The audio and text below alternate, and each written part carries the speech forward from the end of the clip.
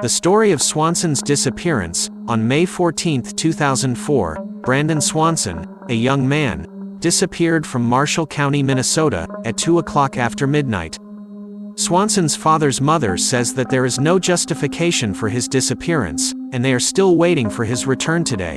The story begins in the last days of high school, and Swanson and a group of friends decide to celebrate the end of the school year. The party ends at exactly 2 o'clock in the morning, so Swanson decides to return to his home in Marshall County, Minnesota, but he falls in his car in a ditch that was on the side of the road and gets stuck there. Swanson then called his friends and asked them for help, but none of them answered his phone. Finally, he decided to call his mother and father and reassure them that he was not injured and that he was in good condition, but he could not get his car back on the road again and wanted help. He described to them the place he was in, and immediately the parents decided to go to him to save him and asked him to stay in touch with them.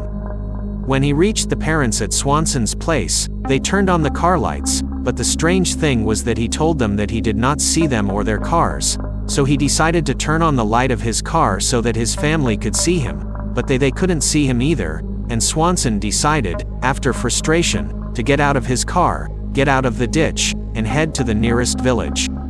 He told his father that he knew his location and would go to him.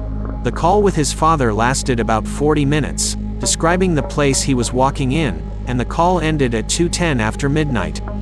Brandon said, "Damn." The father tried to call his son again, but he did not answer his phone. The next day, the police intensified their efforts to search for Swanson, and they succeeded in locating the car after reviewing the record of phone calls, but the truth was that he was not in the place he described to his family, nor the place where I think his family was, and the first was 20 kilometers north of the county. The most reasonable result is that he fell into the river next to the road. The river has a great depth and strong water speed.